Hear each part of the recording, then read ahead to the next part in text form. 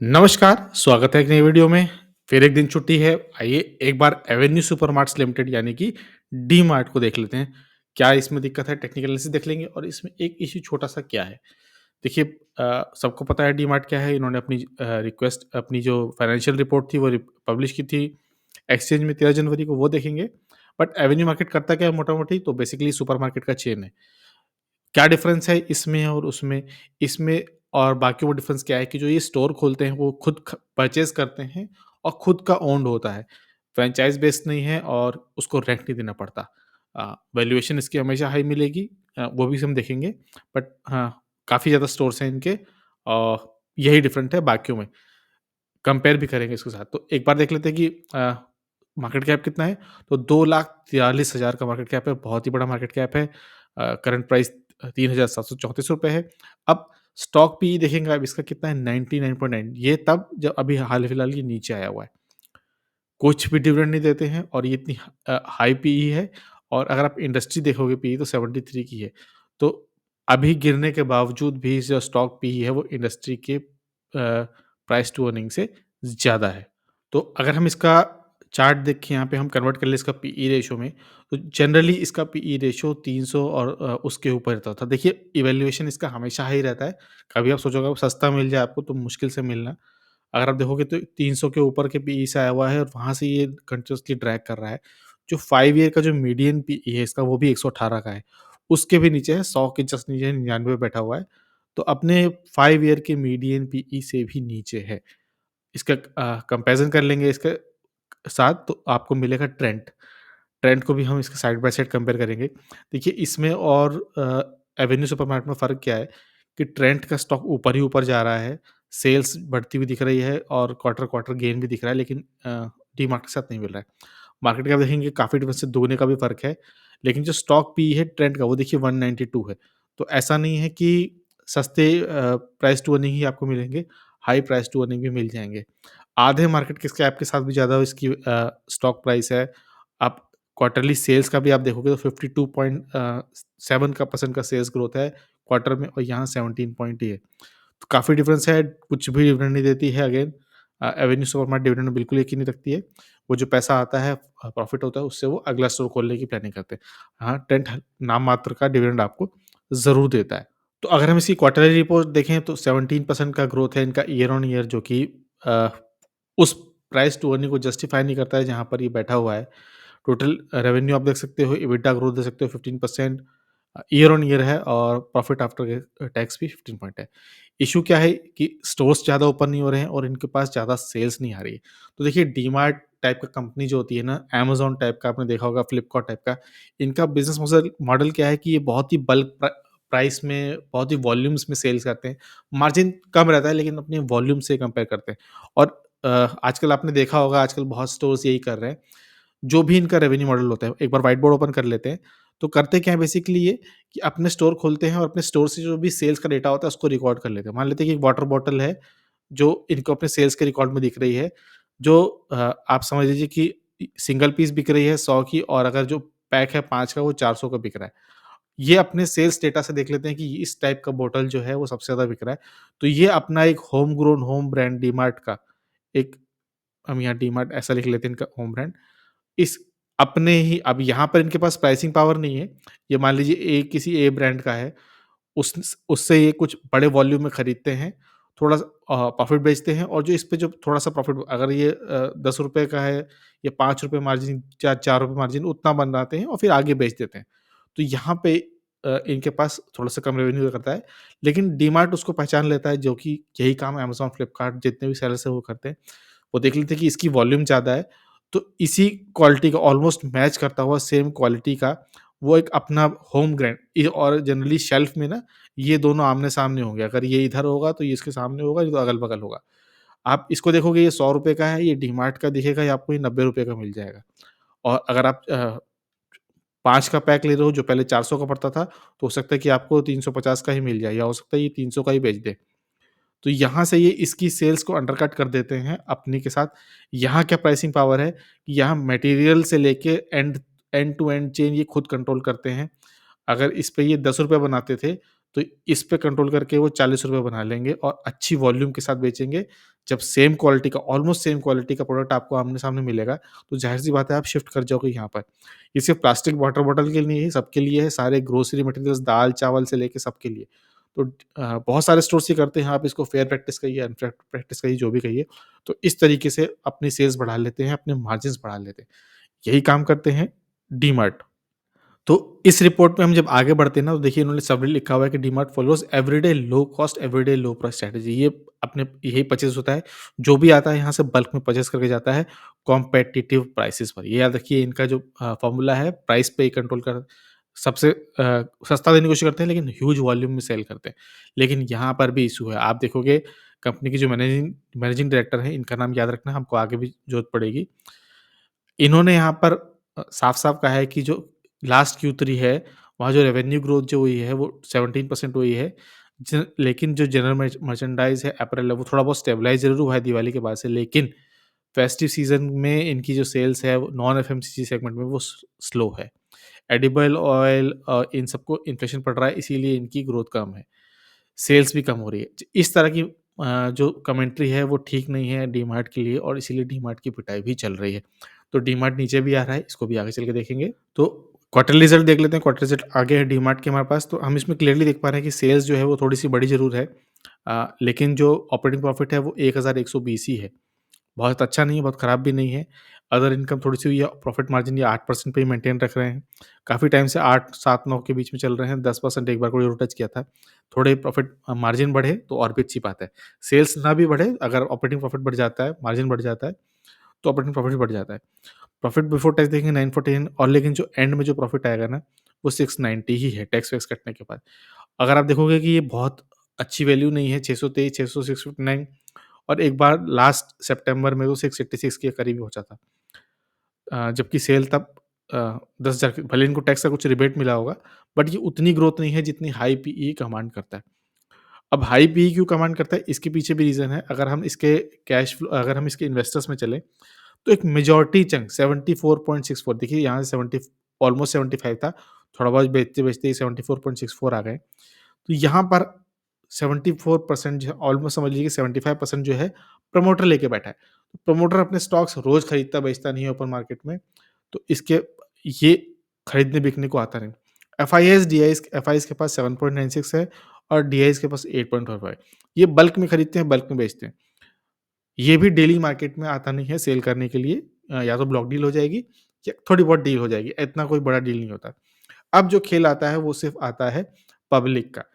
तो जो पब्लिक के पास जो क्वांटिटी है 8.87% यानी 9%, उसमें भी 2% जो आप देख रहे हो, ये हमारे डायरेक्टर के हिसाब का, अगर आपने रिपोर्ट पे ध्यान दिया हो, हमने जब ये रिपोर्ट खोली थी, तो यही हमारे एमडी साहब हैं। तो ये 2% जो है ये भी इनके पास है, तो आप समझ लीजिए कि 9 में से 2% डायरेक्टर साहब के पास है। अब कितना बचा है? 7%।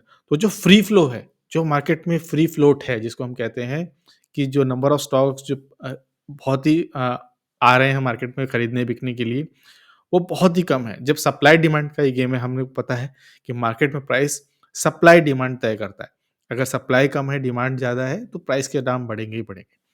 तो अगर हम ट्रेंड में देखें, तो ट्रेंड में देखिए 37% ही प्रमोटर के पास है, एफआईआईज़ के पास ऑलमोस्ट 26% है, 15% समझ लीजिए डीआई के पास है, लेकिन जो फ्री फ्लोट है वो 22.26% है, तो काफ़ी ज़्यादा है। नंबर ऑफ शेयर होल्डर्स कम ज़रूर है, बट अगेन अ, सब जो भी ओन करता है वो मेजॉरिटी शेयर होल्ड करता है, रिटेलर्स के पास शायद कम ही होगा, बट स्टिल अच्छा खासा है फ्री फ्लोट जो मार्केट में अवेलेबल है खरीदने-बेचने के लिए।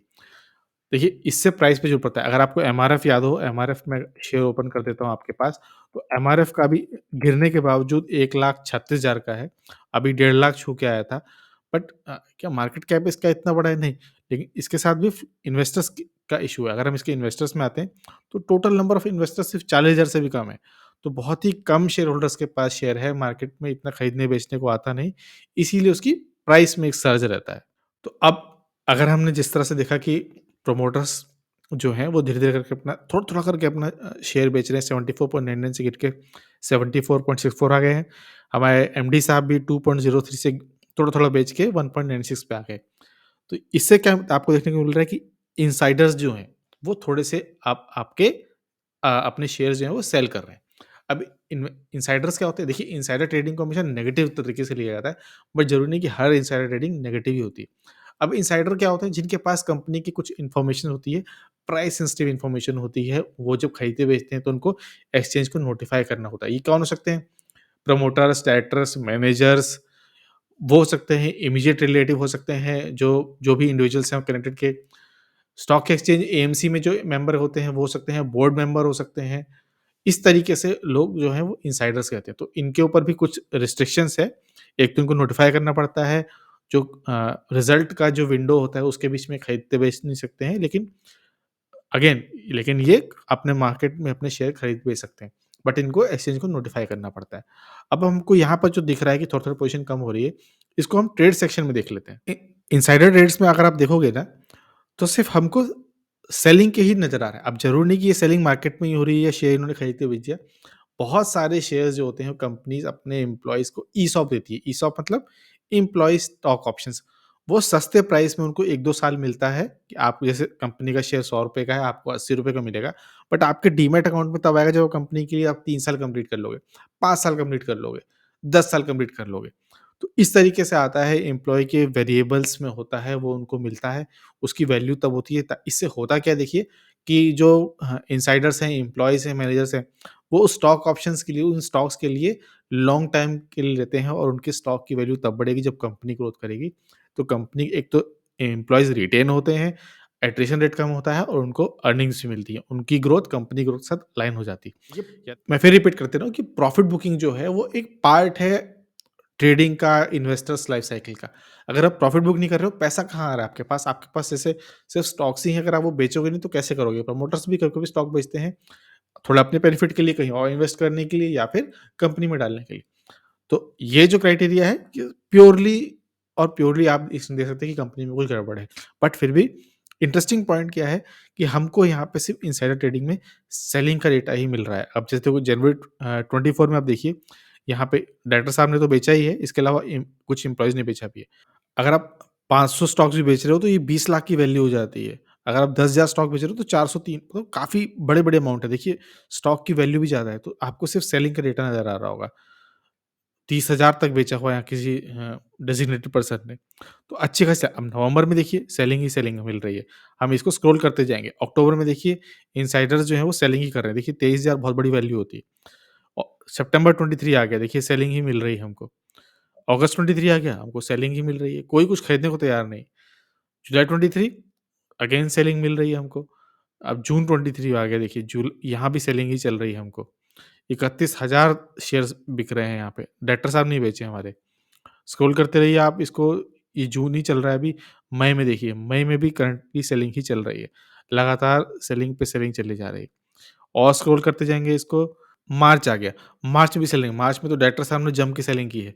अ, देखिए कितनी भयंकर सेलिंग है, 5,000 लाख की सेलिंग हो रखी है यहाँ पे। इसको स्क्रॉल करते जाएँगे आपको और मिलेगा, अभी मार्च में चल रहे हैं, देखिए एक मार्च में पहली बाइंग आई, वो भी रिवाइज़्ड बाइंग है, जो शायद इन्होंने कुछ खरीदी-बेची होगी तो यहाँ पे दुबे साहब का रिवाइज़ होके आया हुआ है। तो लगातार सेलिंग ही चल रही है। अब देखिए फरवरी 2000, यहाँ भी डायरेक्टर साहब ने जम के शेयर बेचे हैं अपने। अ, तो लग पॉइंट ये है, अब देखिए सिर्फ़ इसी क्राइटेरिया पे नहीं देख सकते कि कंपनी में कुछ गड़बड़ है, लगातार लोग सेल कर रहे हैं। बहुत सारे एम्प्लॉइज़ होंगे जो स्टॉक ऑप्शंस अपने कैश कर रहे होंगे, लेकिन हमको ये देखना है कि कंपनी में जो जितने भी इनसाइडर्स हैं, कहीं बाय नहीं कर रहे हैं। उनको स्टॉक ऑप्शन मिल रहा हो सकता है अच्छी बात है, बट लगातार जो है वो सेलिंग ही मिल रही है हमको। और बड़ी-बड़ी कभी-कभी हमको बड़ी मात्रा में मिल जा रही है। देखिए, ये ट्रेविस मार्टिनेज हैं, इन्होंने कुछ थोड़े बहुत खरीदे, लेकिन उससे पहले बेचे भी हैं। तो ज़्यादा खरीदने से ज़्यादा बेचने पर ही फ़ोकस है। अब हम चार्ट पर जाते हैं। तो चार्ट पे आप देखोगे कि एक एक स्मॉलर टाइम फ्रेम में, डेली टाइम फ्रेम में इस ट्रेंड लाइन पर, एक असेंडिंग ट्रेंड लाइन पे ट्रेड कर रहा था। लगातार जो था सपोर्ट ऊपर जा रहा था, लेकिन जो रेजिस्टेंस था उसको मीट नहीं कर पाया, अपने प्रीवियस हाई को छुआ। तो अगर आप देखो तो कुछ इस तरीके से डबल टॉप टाइप का बनाया है, मैं अगर आपने इस तरह से डबल टॉप बनाया है और डबल टॉप के बाद फिर नीचे आ रहा है।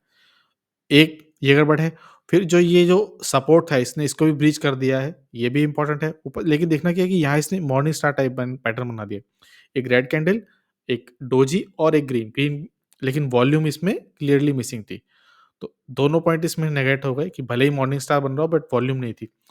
अब दिक्कत क्या है कि ये, अगर हम यहाँ पे मूविंग एवरेज लगाएँ, तो 200 के भी नीचे है, 100 के भी नीचे है और 50 डीएमए के भी नीचे है। तो ट्रेंड तो नेगेटिव ही है और रिज़ल्ट के बाद इसको पॉज़िटिव फीडबैक नहीं मिला। जब तक आपकी अर्बन में सेल्स नहीं मिलेगी, अर्बन डिमांड ज़्यादा है भी नहीं, बट रूरल में भी कुछ सेक्शंस में इनकी सेल्स नहीं मिल रही है, ये अच्छी बात नहीं है। तो आइए डीमार्ट को कन्वर्ट कर लेते हैं वीकली चार्ट पे। जब हम वीकली चार्ट पे ड्रॉ करेंगे तो देखेंगे कि अभी भी जो इसके मेजर जो बड़े बिग पैटर्न हैं, वो नेगेटिव ही हैं। कैसे? अगर हम यहाँ देखिए इसको एक हाई मान लें, तो ये हो गया लोअर हाई, ये भी हो गया लोअर हाई। अब इसको इसके ऊपर जाना चाहिए था, तब हम कहते कि ट्रेंड रिवर्सल आ गया अगर ये इसके ऊपर जाके इस तरह से होता। बट ये हुआ नहीं, ये इसके नीचे ही है और यहाँ पे इसने जैसे हमने डिस्कस किया कि डबल बॉटम टाइप बना लिया। अब यहाँ पे इसको रिकवरी का एक चांस मिल रहा है, नहीं करेगा अगला टारगेट जो होगा सीधा ₹3400 का आएगा। उसके नीचे हमको सपोर्ट दिख रहा है प्रीवियस लेवल पे ये, तो ये ₹3200 का है।